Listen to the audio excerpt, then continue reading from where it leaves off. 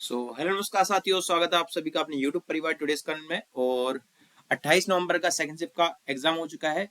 बच्चों के द्वारा जो है मेरे को प्रश्न मिल चुके हैं, किस किस प्रकार के आपका प्रश्नों को यहाँ पर पूछा गया है। ठीक है, तो बिल्कुल सटीक तरीके से सटीक आपका क्वेश्चन यहाँ पर लेकर के आया हूँ।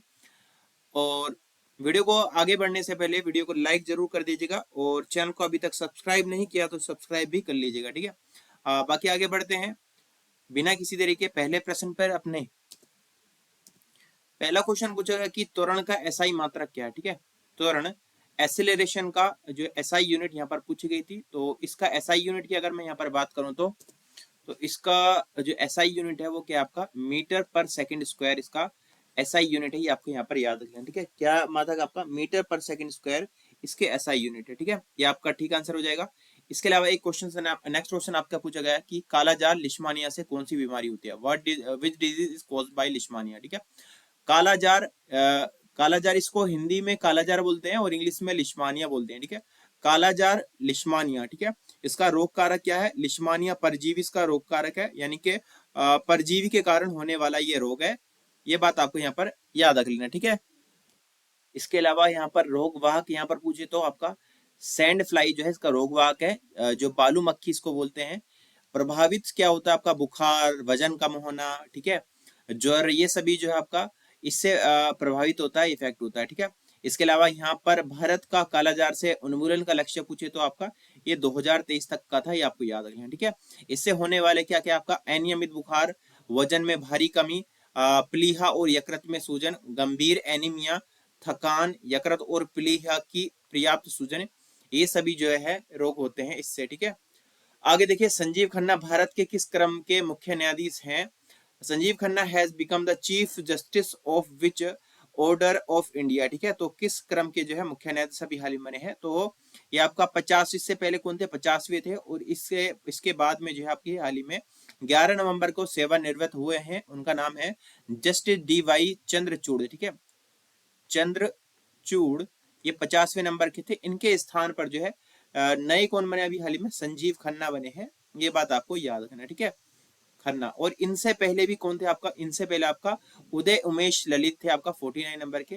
ये भी आपको यहाँ पर याद रख लेना, बता रहा हूँ मैं ऐसी नॉलेज के लिए, बाकी नहीं पूछेगा। ठीक है, आगे देखते हैं एक क्वेश्चन पूछा गया नवंबर 2023 में सैयद मुश्ताक अली ट्रॉफी में पंजाब ने किसे हराया था। ठीक है, ये क्वेश्चन देखने को मिला। तो by whom did Punjab defeated in the Syed Ali Mushtaq Ali trophy in November 2023। देखो 2023-24 सैयद मुश्ताक अली ट्रॉफी का फाइनल में पंजाब ने 6 नवंबर 2023 को बड़ौदा को 20 रनों से इसमें हराया। ये बात आपको यहाँ पर याद रख लेना। ठीक है, नेक्स्ट क्वेश्चन आपसे क्या पूछा गया कि राष्ट्रपति द्रौपदी मुर्मू ने 2023 का कौन सा फिल्म फेयर पुरस्कार दिया। ठीक है, 2023 की बात करें तो ये आपका 69 नंबर का दिया था। ठीक है, अगर आपसे 2024 का पूछा गया हो तो ये आपका 70वें नंबर का दिए गए हैं अभी हाल ही में।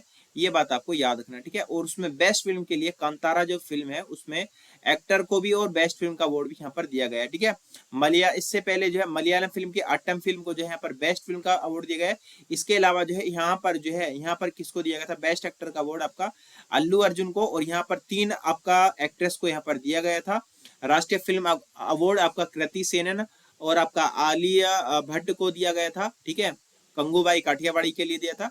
ये आपको यहाँ पर याद रख लेना। ठीक है, आगे देखिएगा क्या क्वेश्चन पूछेगा, वर्ष 2024 का रोहिणी नायर पुरस्कार जो है किसे दिया गया। ठीक है, who was given the Rohini Nair award for the year 2022-24। ठीक है, तो अनिल प्रधान को जो है आपका दिया गया है और ये आपका ओडिशा के जो है एक सामाजिक कार्यकर्ता है।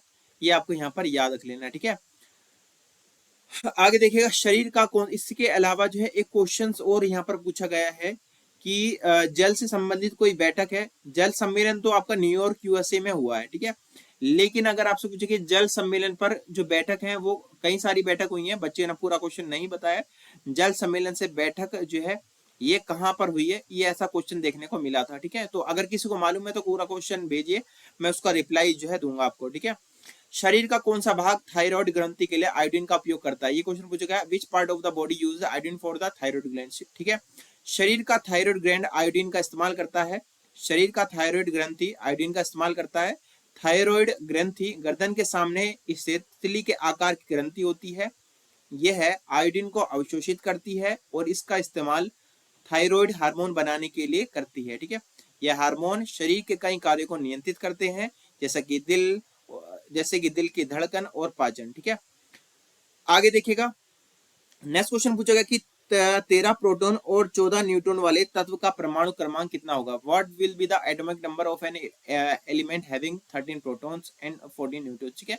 तो परमाणु क्रमांक जो है वो क्या आपका रिप्रेजेंट करता है, आपका प्रोटोनों की संख्या, ठीक है। प्रोटोनों की संख्या इज इक्वल्स टू, जिसको हम जेड से रिप्रेजेंट करते हैं, इज इक्वल टू प्रोटोनों की संख्या को क्या करेगा, रिप्रेजेंट करेगा। तो यहाँ पर प्रोटोनों की संख्या कितनी है, आपका 13 है, तो यहाँ पर परमाणु क्रमांक भी कितना होगा, 13 ही होगा, ठीक है। तो एल्यूमिनियम जो है, एल्यूमिनियम का जो परमाणु क्रमांक होता है वो यहाँ पर 13 होता है। ये बात भी आपको याद रखना है, ठीक है। एक क्वेश्चन पूछेगा कि कौन सी धातु मुक्त अवस्था में पाई जाती है, ठीक है। ये क्वेश्चन देखने को मिला था, तो ऑप्शंस के अकॉर्डिंग ये क्वेश्चन होना था। वैसे कई सारी धातु मुक्त अवस्था में पाई जाते हैं। Which metal is found in free state, तो सोना, चांदी, प्लेटिनम, पैलिडियम जैसी धातुएं प्रकृति में मुक्त अवस्था में पाई जाती हैं। ये धातुएं अक्रियाशील होती हैं और कम क्रियाशील होने की वजह से ये मुक्त अवस्था में पाई जाती है, ठीक है। आगे देखिएगा, द्विलिंगी पुष्प कौन सा, एक क्वेश्चन ये देखने को मिला। Which is a bisexual flower, जिन पुष्पों में नर भाग पुंकेसर और मादा भाग अंडप एक ही पुष्प में मौजूद होते हैं उन्हें द्विलिंगी पुष्प कहते हैं, ठीक है। मतलब कहने का मतलब है जिन पुष्पों में नर भाग और मादा भाग एक ही में होते हैं उनको द्विलिंगी पुष्प कहते हैं। द्विलिंगी पुष्प का उदाहरण जैसे गुड़हल का फूल, सरसों, टमाटर, बैंगन, ट्यूलिप, सूरजमुखी, लिली, रोज, ये सभी जो होते हैं वो आपका द्विलिंगी पुष्प के अंदर आते हैं। ये बात आपको याद रखना, ठीक है। द्विलिंगी पुष्प स्वयं परागण करते हैं।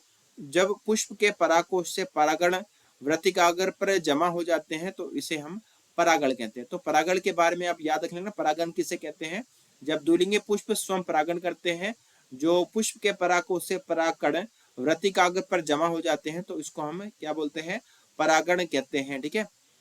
आगे देखिएगा, प्लाज्मोडियम का पुनरुत्पादन कैसे होता है, हाउ डज प्लाज्मोडियम रिप्रोड्यूस, ठीक है। ये क्वेश्चन देखने को मिला। प्लाज्मोडियम कई विखंडन द्वारा प्रजनन करता है, नाभिक विभाजन से गुजरते हुए कई नाभिक बनाता है। नाभिक के परिणाम स्वरूप शिष्ट में संतति कोशिकाएं बनती है। अनुकूल परिस्थितियों में शिष्ट टूटकर इन कोशिकाओं को मुक्त कर देते हैं, ठीक है। आगे क्वेश्चन देखने को मिला कि अम्ल नीले लिटमस पेपर को लाल कर देते हैं। ये इस प्रकार से क्वेश्चन देखने को मिला था।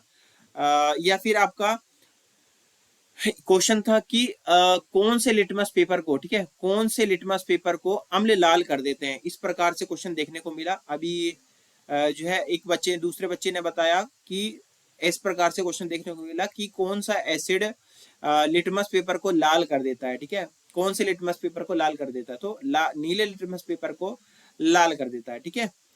आगे देखिएगा, अगर दो पिंडों में से एक पिंड के द्रव्यमान को 4 गुना कर दिया जाता है, ठीक है, तो परिणामी बल क्या होगा। If the mass of one of the two bodies is increase 4 times, what will be the resultant force, तो फोर्स भी कितना हो जाएगा, 4 गुना हो जाएगा। ये बात आपको याद रख लेना, ठीक है, 4 गुना इसका ठीक आंसर हो जाएगा। आगे देखिएगा, थायरोक्सिक हार्मोन कौन सी ग्रंथि निकालती है। क्वेश्चन देखने को मिला कि थायरोक्सिक जो हार्मोन है वो कौन सी ग्रंथि निकालती है, विच ग्लैंड सीक्रेट्स थायरोक्सिन हार्मोन, तो ये आपका कौन सा ग्रंथि निकालती है, आपका थायराइड ग्लैंड निकालती है, ये है ना। थायराइड ग्लैंड जो है वो थायरोक्सिक हार्मोन निकालती है, तो ये आपका ठीक आंसर हो जाएगा, ठीक है। आगे देखिएगा, एक आपका कार्य बराबर बल गुणा विस्थापन से कोई क्वेश्चन आपका देखने को मिला था। इसको आप क्या बोलते हैं, आप बल गुणा विस्थापन इसको बोलते हो, विस्थापन। इसको शॉर्ट फॉर्म में लिख देते हो, W बराबर F इंटू डी आप लिख देते हो, ठीक है। इससे क्वेश्चन देखने को आपका मिला था, ठीक है। एक अगर नेक्स्ट आपका क्वेश्चन दिखा, प्लास्टर ऑफ पेरिस का उपयोग किसके लिए किया जाता है, ठीक है। ऑप्शन में आपका जो है आपका दिया हुआ था हड्डियों को जोड़ने के लिए, ठीक है, हड्डियों को जोड़ने के लिए, तो ये आपका ठीक आंसर हो जाएगा, ठीक है। हड्डियों को जोड़ने के लिए उदाहरण दिए हुए थे, एग्जाम्पल दिए हुए थे कि प्लास्टर ऑफ पेरिस का उपयोग, निम्न में से प्लास्टर ऑफ पेरिस का उपयोग किस में करेंगे, ठीक है। तो ऑप्शन में हड्डियों का जोड़ लिखा हुआ था, तो इसमें जो आपका प्लास्टर होता है ना, प्लास्टर जो करते हैं उसमें आपका जो प्लास्टर ऑफ पेरिस है, पीओपी इसको बोलते हैं शॉर्ट फॉर्म में, इसका उपयोग किया जाता है, ठीक है। आगे देखिएगा, अवतल दर्पण द्वारा बना प्रतिबिंब कैसा होता है, ठीक है। तो how is the image form by a concave mirror, ये क्वेश्चन आपका देखने को मिला है। तो अवतल दर्पण द्वारा बना जो इमेज होगा वो इस बात पर डिपेंड करेगा कि वस्तु को दर्पण में किस स्थिति में रखा है, ठीक है। यानी कि ऑब्जेक्ट के ऊपर जो है आपका डिपेंड होगा कि ऑब्जेक्ट को रखा कहाँ पर गया है, ठीक है। जब वस्तु को ध्रुव और फोकस के बीच रखा जाएगा तो अलग स्थिति होगी, जब वस्तु को वक्रता केंद्र पर रखा जाएगा तो अलग स्थिति होगी। ये क्वेश्चन अभी पिछली शिफ्ट में पूछा गया कि वस्तु को वक्रता केंद्र पर रखा जाता है तो इमेज कहाँ बनेगी। इसके अलावा जब वस्तु वक्रता केंद्र से अनंत के बीच हो, जब वस्तु को फोकस बिंदु और अनंत के बीच रखा हो, अलग अलग जो है यहाँ पर स्थिति यहाँ पर बन जाती है, ठीक है। आगे क्वेश्चन देखा करने को मिला कि कौन सी यांत्रिक ऊर्जा है, ठीक है। इस प्रकार का प्रश्न भी आपका जो है वो यहाँ पर आपका देखने को मिला है कि निम्न में से कौन सी यांत्रिक ऊर्जा है, ठीक है। तो इसमें आपका ऑप्शन यहाँ पर दिए होंगे कि ये आपका 4 ऑप्शन दिए होंगे, उन 4 ऑप्शन में से आपका यहाँ पर उदाहरण जो है दिए होंगे। तो यांत्रिक ऊर्जा किसे कहते हैं, ठीक है। यांत्रिक ऊर्जा ऊर्जा का वह रूप है जो किसी वस्तु की गति या स्थिति के कारण मौजूद होती है। यांत्रिक ऊर्जा के 2 प्रकार होते हैं, एक आपका गतिज ऊर्जा और एक आपका स्थितिज ऊर्जा। इसको आप क्या बोलते हैं, kinetic energy and potential energy, ठीक है। तो आपका इसको गति यांत्रिक ऊर्जा इज इक्वल्स टू यानी कि मैकेनिकल एनर्जी यानी कि यांत्रिक ऊर्जा बराबर स्थितिज ऊर्जा प्लस गतिज ऊर्जा। तो स्थितिज ऊर्जा और गतिज ऊर्जा के योग को यांत्रिक ऊर्जा जो है कहते हैं, ठीक है। स्थितिज ऊर्जा और गतिज ऊर्जा के योग को क्या बोलते हैं, आपका यांत्रिक ऊर्जा जो है आप बोलते हो। ये बात आपको यहाँ पर याद रख लेना, ठीक है।